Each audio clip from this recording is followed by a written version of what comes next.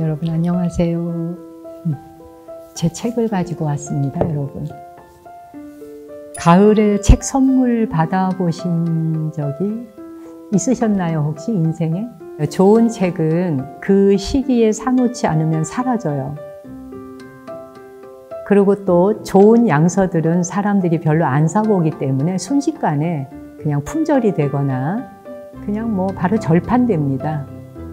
그러면 이제 어떤 시기냐면 저는 절판된 책인데 꼭 봐야 되겠다, 그 책을 꼭 봐야 되겠다는 생각이 들면 중고시장을 다 뒤집니다.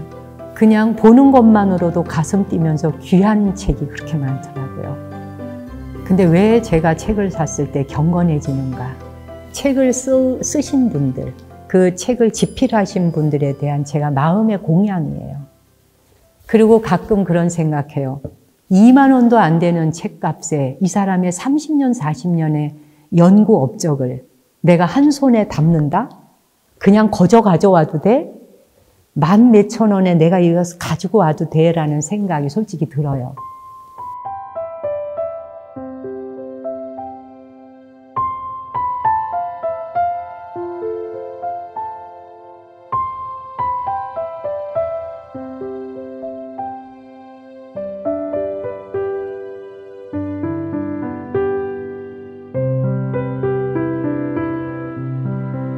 제가 60 넘으면서 제가 세운 원력이 있거든요. 나이가 들수록 더 배워야겠다, 더 공부해야겠다, 그런 생각하게 됐고요. 나이가 들수록 더욱더 내가 모르고 무지한 세계를 한 걸음씩 더 깊이 들어가 봐야 하는 것이구나. 눈이 안 보인다는 핑계로 배움을 등한시하는 건 안 되겠구나. 나이 들수록 사람은 더욱더 정말 값어치 있고 가치 있는 배움에 항상 관심을 가져야 한다. 그 생각을 가지게 됐어요. 그래서 사실 제가 요즘에 구입해서 소장하고 있는 책들은 너무도 귀하디 귀해서 그 책을 집필하신 박사님들, 연구자들, 노벨상을 받으신 분들, 그런 분들의 업적 앞에 저절로 경건해지고 고개가 숙여지곤 합니다. 그래서 한 권의 책을 사는 것을 아까워하지 않아야 한다. 그 나라가 부강해진다는 것, 그리고 그 나라 국민들의 의식 수준이 높아진다는 것, 사실 그것의 기준은 제가 볼 때엔 좋은 양서를 많이 읽은 아이들이 자라나고 또 좋은 양서를 많이 읽은 독서를 했는 젊은이들이 양성되고, 그래서 합리적이고 논리적이고 그렇게 판단도 할 수 있으면서 그러면서도 정서적으로 깊은 이해심과 따뜻함을 가질 수 있는 것, 그런 것들은 그 좋은 양서만큼 그 큰 힘이 되어주는 거는 드물다고 생각해요. 굉장히 다양하죠. 음악도 있고 미술도 있고 그 모든 문화적인 것들이 다 받침이 되어주지만 그런 것과 더불어 좋은 책을 가까이 하는 것이 아주 몸에 배어 있어야 된다는 것. 좋은 책을 가까이 하면서 읽다 보면 사람이 허황된 생각을 덜해지는 게 아닌가 싶어요. 허황된 생각과 부질없는 생각, 안 해도 되는 걱정, 뭐 이런 거 있죠. 그리고 이제 세계가 흘러가고 있는 현안들, 국가가 처한 문제, 또 자기 개인이 가지고 있는 문제, 뭐 세계적으로 국가들이 처해 있는 현안 문제, 이런 것들도 좀 더 바른 눈으로 볼 수 있는 식견이 생긴다고 할까요? 근데 여하간 책을 사보는 것을 좀 돈을 아끼지 않는 것, 그런 문화는 좀 정착되면 좋겠다.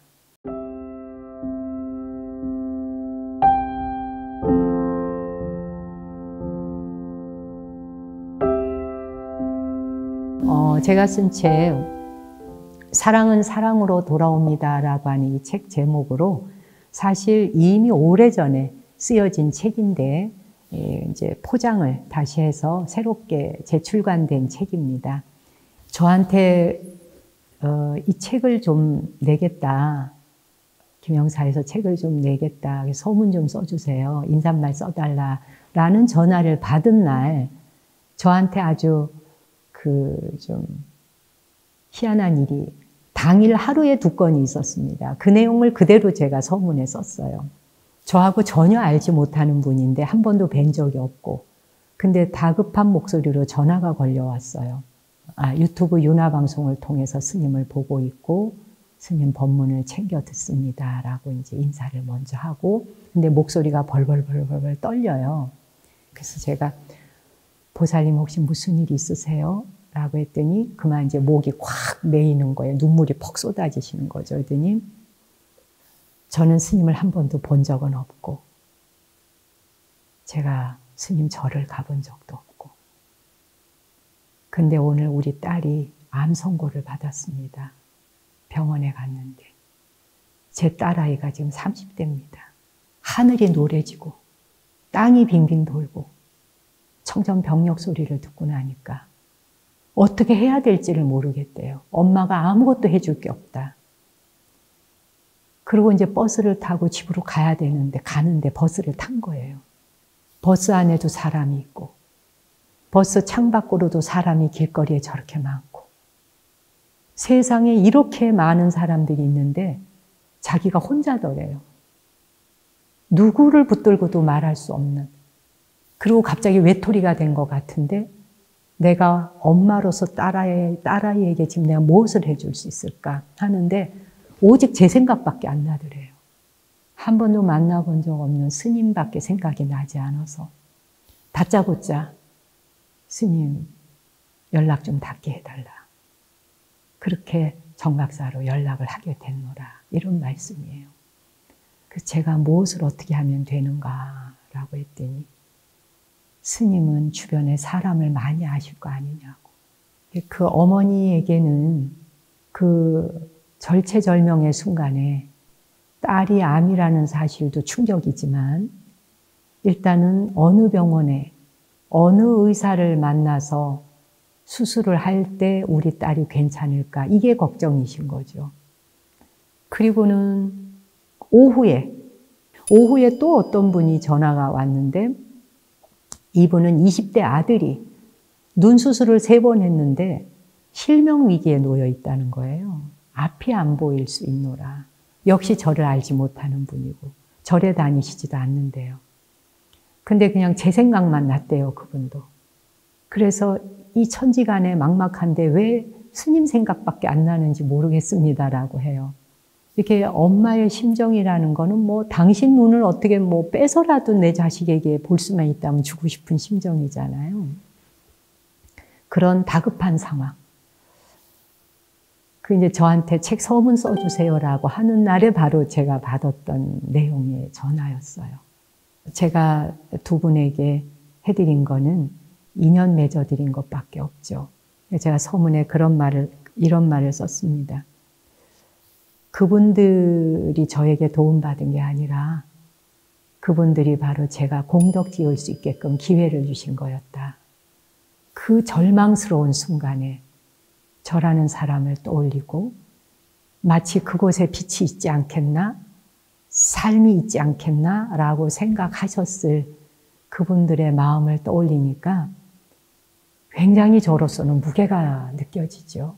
아무래도 내가 이렇게 무능력하고 뭘 할 줄 아는 사람도 아닌데 내게 이렇게 물어오신다는 사실이 내 안에 얼마나 큰 거인을 내가 불러내야 하는가, 다시 저의 원력을 점검하게 만드는 사건이었습니다. 살다 보면 이 세상은 사실 서로 모두가 도우면서 살아야 되는 세상이잖아요. 누구 한 사람이 홀로 독전으로 사라질 수가 없죠. 제가 그분들을 도운 게 아니라는 말씀은 사실입니다.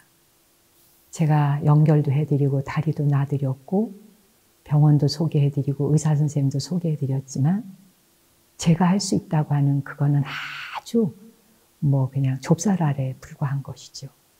근데 그분들이 제가 그런 마음을 내서 알아볼 수 있도록 하는 그 과정까지 제가 그 길을 가보도록 하는데 저를 인도하신 거잖아요.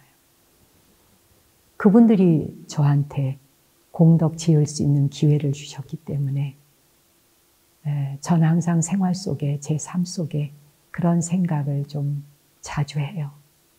누군가가 내게 무엇인가를 부탁해 올 때 내가 할 수 없는 일일 때는 어쩔 수 없지만 내가 할 수 있는 것이라면 극진히 감사드리는 마음이 들거든요. 나를 이렇게 키워주시는구나 라는 생각 말이죠. 그 중에 그 따님은 아주 수술 잘하셔가지고 지금은 완쾌되셨어요. 소식을 전해드리자면 건강해지셨고요. 그 아드님도 더 나빠지지는 않도록 치료는 받고 있다는 소식이었습니다.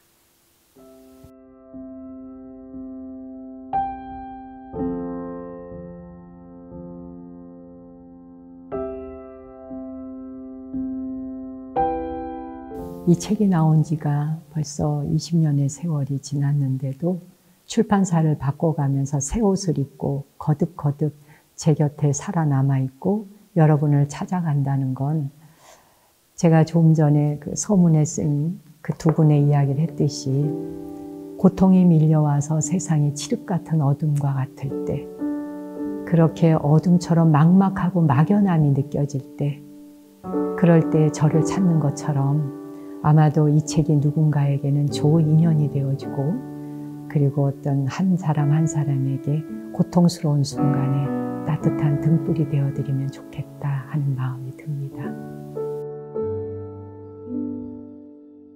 오늘 제가 읽어드리고 싶은 부분은 아름답게 나이 들어가는 일이라는 이 부분을 읽어드리고 싶은데요.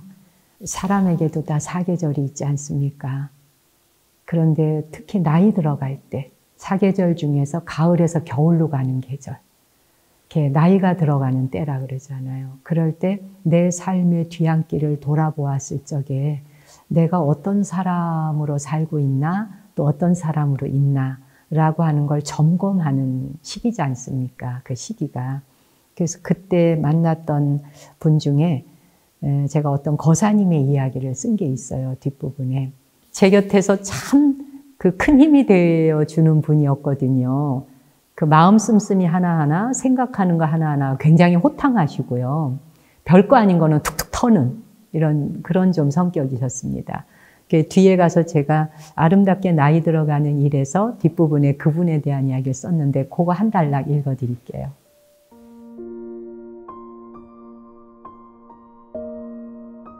가깝게 지내는 거사님 중 한 해의 대부분을 해외 출장으로 보내는 분이 있습니다. 이분이 어느 날 미국으로 가는 비행기 안에서 위급한 상황을 겪게 되었습니다. 승무원들이 허둥대고 비상벨이 울리고 다급하게 안내방송이 들리자 사람들은 순식간에 공포에 휩싸였습니다. 비행기가 금세라도 추락할 듯 요동치며 밑으로 곤두박질 쳐서 그야말로 생사의 갈림길을 오갔는데 그런 상태는 한동안 계속되었지요. 어차피 비행기가 떨어질 거라면 불안해해도 떨어질 것이고 불안해하지 않아도 떨어질 것이니 죽을 바엔 마음 편하게 죽읍시다. 어쩔 줄 몰라 하는 부인에게 그렇게 말한 뒤 거사님은 곧 잠을 청했습니다. 스스로 후회 없는 인생이라 정리하고 상황을 선뜻 받아들이자 마음이 금세 평안해졌고 매달려 있던 것들을 던져버리자 모든 게 가벼워지며 그 소동 속에서 스르르 잠까지 오더라고 하더군요. 그 이야기를 듣던 저는 그분의 평소 성품이 그대로 드러나는 것 같아 빙그레 웃었지요. 생에 대한 집착을 놓아버릴 수만 있다면 더 이상 두려울 게 뭐가 있겠습니까? 매 순간 죽음을 받아들일 수만 있다면 정말 아무것도 두려울 게 없을 겁니다. 나는 지금 어느 계절에 와 있는가를 생각하며 돌아보니 제 주위엔 아름답게 늙어가는 분이 많습니다. 살면서 참 아름다운 분을 많이 만난 것 같습니다. 아름답게 나이 들어가는 모습도 결국은 자신이 만드는 것이지요.